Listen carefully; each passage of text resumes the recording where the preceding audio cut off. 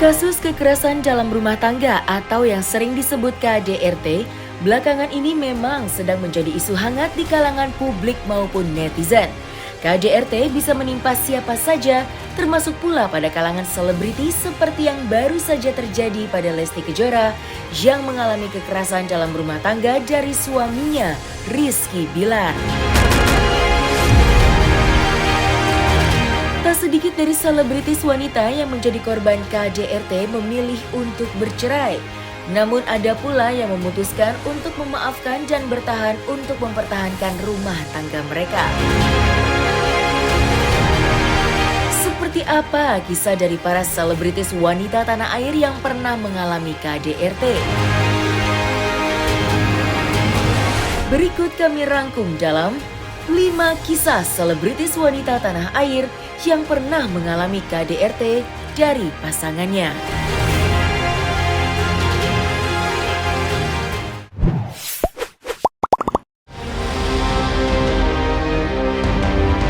Yang pertama, Nindi Ayunda.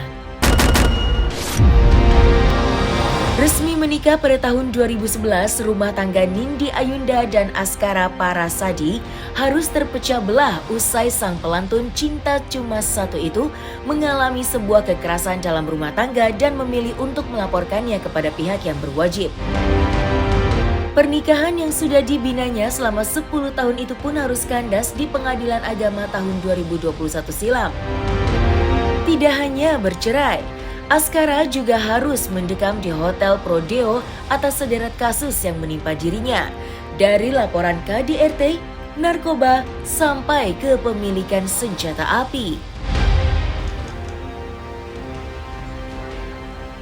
Ya rata-rata semuanya banyaknya di muka sih, muka, lengan, tangan. Kurang lebih seperti itulah ya. Ya saya nggak mau inget lah, ini aja juga saya sebenarnya kan buka memori lama jadinya. Dari tahun berapa? Ya udah lama dari saya awal nikah pun juga udah begitu gitu loh. Memang Aska itu memiliki emosional yang tidak bisa dikontrol. Dan di Aska tahu sendiri itu kenapa dia seperti itu. Sehingga saya pun lama-lama ketakutan dan lelah gitu loh, karena saya pun juga selalu memaafkan, nggak ada masalah, ya udah saya minta tolong, bahkan minta tolong sama keluarganya, ibu bapaknya saya minta tolong. Tapi ya tidak ada tindakan yang cepat gitu, sehingga akhirnya rumah tangga saya pun hancur. Tapi mau apa lagi, karena mungkin ini udah takdir Tuhan, Aska harus seperti ini, saya pun juga harus menerima seperti ini gitu loh. Yang kedua, Thalita Latief. Sama seperti halnya yang dirasakan oleh Nindi Ayunda, presenter kondang Thalita Latief juga harus merasakan kejadian yang sama setelah dirinya berani bersuara tentang perlakuan kasar sang suami, yaitu Dennis Rizky. Isu orang ketiga sampai kesulitan faktor perekonomian sempat mencuat sebagai pemicu tindak KDRT yang terjadi dalam rumah tangga Thalita dan Dennis. Tidak hanya itu saja, Thalita juga sempat bertahun-tahun ditinggalkan suaminya tanpa sepeser pun nafkah untuk menghidupi buah cinta pernikahan mereka. Atas dasar itulah tekad Thalita Latief untuk mengakhiri rumah tangganya dengan Dennis pun akhirnya dikabulkan Pengadilan Agama yang memutuskan pada tanggal 29 Juli 2021 keduanya resmi berpisah.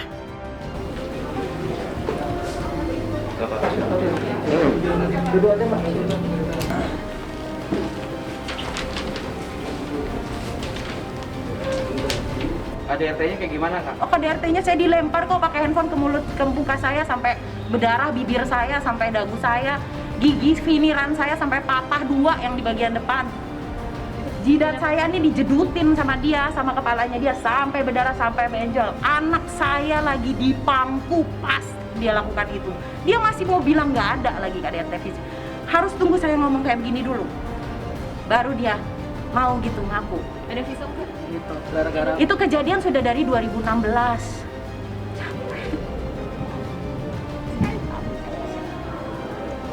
Saya capek lagi dengan kebohongan. Saya capek kalau dia masih beralasan.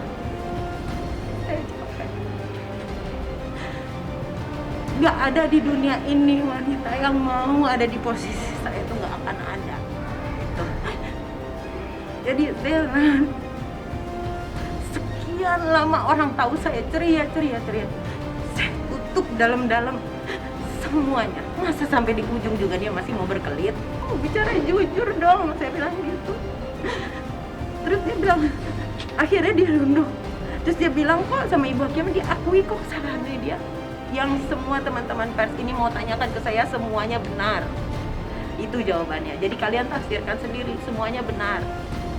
Jadi kan saya bilang gitu, saya minta keadilan, saya berdoa sama Allah, saya minta keadilan. Yang saya rasakan ini udah bentuk tidak adil di dalam kehidupan berumah tangga. Yang ketiga, Yuyun Sukawati.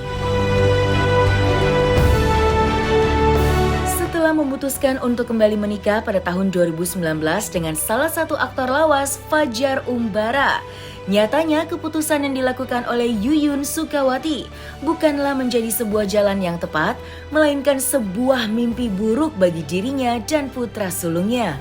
Hal itu terjadi tepatnya pada April 2021 lalu.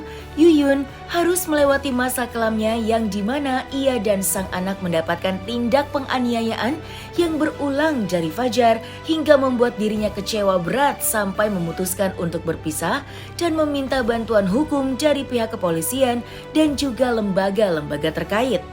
Dan atas laporan Yuyun tersebut, Fajar Umbara kini harus menjalani vonis pengadilan selama 2 tahun penjara. Mamanya ke ibunya sampai tangannya retak. Sambil dijelasin. Ya, ini kejadian yang diterima oleh klien saya, Aku aman nggak angin ya? Ibu Yuyun. Lalu dikata-katain kasar, kata-kata yang hina, main pukul sampai saya juga pernah mau dilempar dari balkon waktu itu. Udah saya dibudahin, dipukul, dicekek, itu udah sering berulang kali dan omongan kata-kata. Ya saya cuma masa udah sangat fix banget, saya nyesel. Demi Allah, demi Rasulullah, saya nyesel banget nikah sama Fajar Umbara. Dan juga sangat menyesal sekali selama ini saya bodoh. Sampai saya sempat ninggalin ibu saya sama anak saya untuk milih ikut Fajar kan. Jadi dan berulang kali diperlakukan perkataan yang kotor, kasar, terus dengan penganiayaan, saya selalu maafin dia. Saya hidup dalam kekurangan sama dia, iya saya terima. Tapi ternyata begini, itu aja. Saya cuma untuk apa gitu, saya nggak butuh semua. Untuk apa saya ngorbanin diri saya sampai hancur-hancuran badan saya, psikis saya, apalagi anak saya yang paling saya sangat terpukul. Untuk apa kalau semua ini hanya untuk sensasi? Yang keempat, Andin. Berbeda dengan kasus kekerasan yang dialami para selebritis sebelumnya, kekerasan dalam sebuah hubungan nyatanya juga sempat dialami oleh model sekaligus penyanyi Andin. Namun yang berbeda, kekerasan yang dialami Andin jauh sebelum adanya pernikahan dengan suaminya Irfan Wahyudi, melainkan saat dirinya masih berpacaran dengan mantan kekasihnya. Tragis, Andin yang baru berani bicara baru-baru itu pasca isu KDRT sedang ramai dibicarakan, mengungkapkan kekerasan berulang yang ia alami tidak hanya dari pukulan benda tumpul saja, melainkan sampai merasakan sayatan benda tajam yang tega dilakukan dari seseorang yang sempat dicintainya.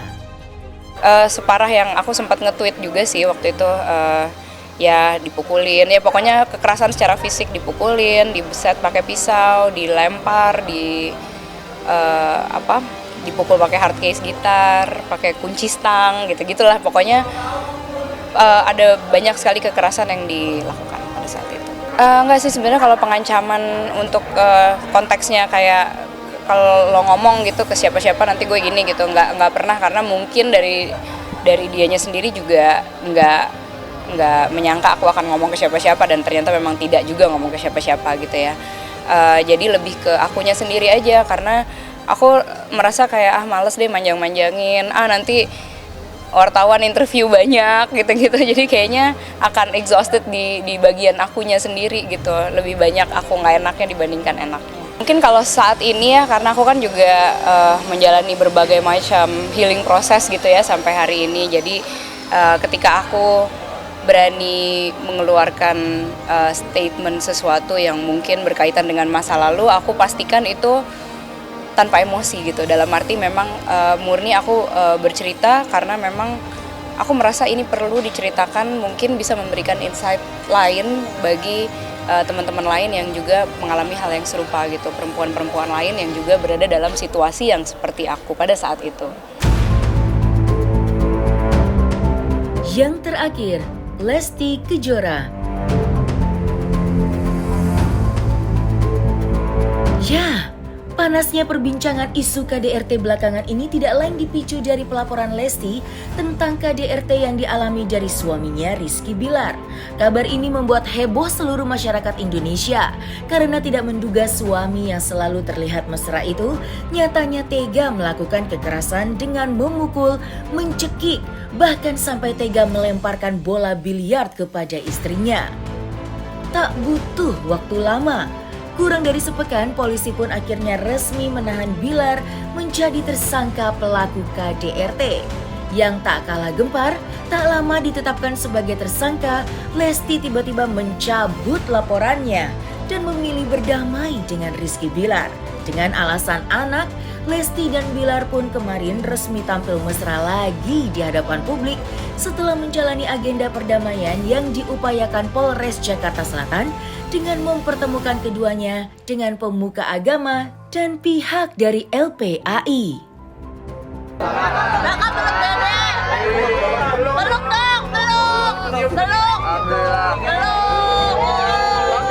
Insya Allah ini akan menjadi pelajaran yang besar juga untuk kami berdua khususnya. Dan sebelumnya saya mengucapkan mohon maaf juga untuk masyarakat atas musibah yang menimpa kepada keluarga saya.